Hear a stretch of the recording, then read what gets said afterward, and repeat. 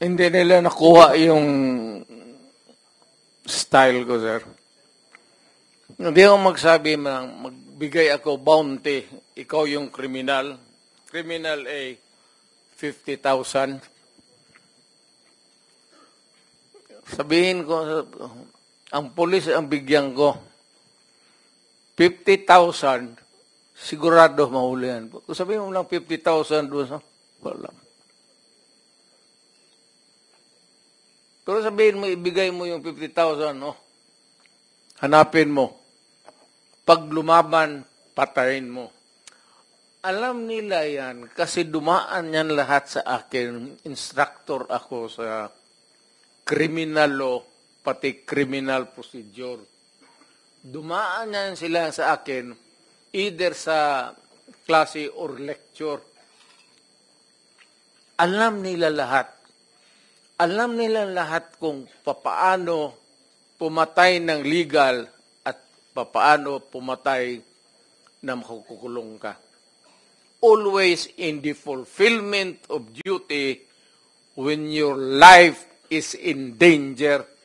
Alam nila yan. Pagkapulis ka, hindi lang basta-basta bumaril ka dyan. Only when you are enforcing the law at sabihin mo mag-surrender ka, pag ayaw mo mag-surrender, lapitan mo, you must overcome the resistance. Pagkadakaputukan kayo, sinasabi ko sa ayas at sabihin ko uli ngayon, ang sinasabi ko sa pulis, huwag kayo umuwi dito o mag-report sa akin na may tama ka. Galit ako, sabihin ko, bakit ikaw ang tinamaan? Putang ina. Anong klaseng pulis ka na? Alam nila yan. Yan sila na puro nang dumaan ng chief of police yan. Alam nila yan. Senator, ayaw kong makita yung pulis ko na matay. Kasi naaawa ako sa mga byuda. Kaya lahat, alam na, ito, nandiyan yan sila. Lahat ng pulis na mamatay sa Davao, pinupuntahan ko talaga. At yung mga byuda nila, ayan, nandiyan sila, nandito harap-harapan. Yung mga byuda nila, ginagawa ko casual sa City Hall para may pundo lang pangkain. Tanungin mo yan sila isa. Ganon yan. Pag nagsuspende ang pulis, nung mayor ako, wala na yung sweldo, ako ang nagbabayad. At pagpabay kaso, ako ang nagbibail bond. Pero kung abusado at kriminal, alam nila, napapatayin ko talaga sila. Alam nila yan. Alam ng buong Davao yan. Huwag na tayo bulahan. Hindi ako matapang. Takot rin ako mamatay. Pero may paraan ako. Thank you, Mr. President. Okay. So, we appreciate your attendance. No? Nag-overtime na po tayo, sir. Pasensya na po, hindi natin kaya hanggang 4 a.m. Okay lang, sir. Okay, kasi. And then, so, to the other resource persons or witnesses na hindi po natanong man lang, including Muking. Muking is here, taas mo kami mo Muking kasi marami sasabi baka hindi ka mag-appear. But thank you for, so pasensya na po kayo, no? We ran out of time for our first hearing. Automatic, na lang. Senator, bigyan mo ko konting panahon, sandali. Kasi ito Sir. si Muking, Yes, sir. tigabigay ng pera. Alam mo, ang pulis, sir, at alam mo yan, ikaw mismo alam mo yan. Yang pulis, walang pera yan pang operasyon. Magtanong ka dito ng istasyon. Sweldo lang yan sila, may equipment sila, ganon, may police car. Putang ina, walang gasolina yan.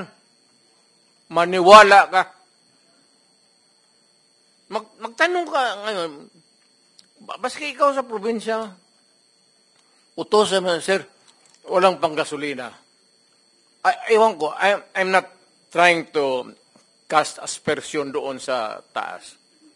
Pero yung mga gasolina, wala. Kung hindi mo bigyan, ito, kung may krimen, may nakidnap, ako, bigyan ko yan sila. Ayan, buhay yan. Bigay ako sa kanila, 50 mil. Gasolina.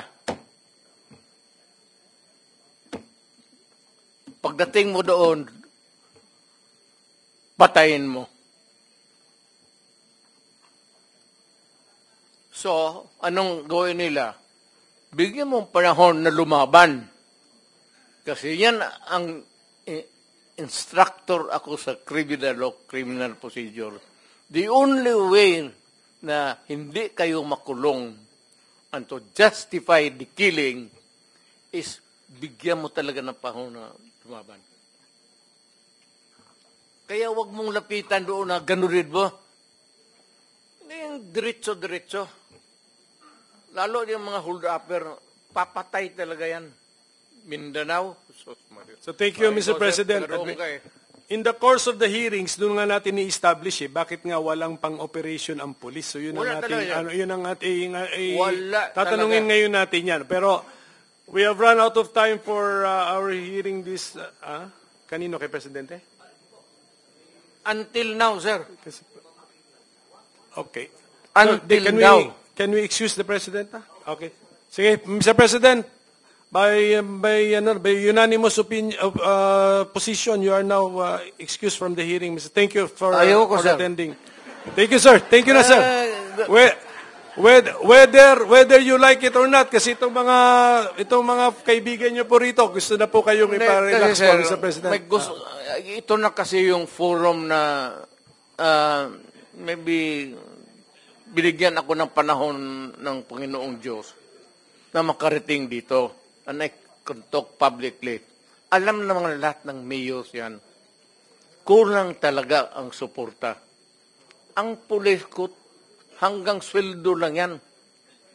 May pag-utos, walang gasolina, walang pang-follow up. Mr. President, Mr. Chairman, I think it's majority of the members of this committee, Senator Robinson Padilla, Senator Bongo, Yes, I yours understand. truly, I understand. Even Senator Villanueva, would like to excuse the President Yes, okay. from We this hearing. suspend so that the President can... Ayaw ko kasi there are so many questions that would be left unanswered. We suspend our hearing. Sir, pag wala ng question, Tapusin natin itong putang inang problema ng Pilipinas.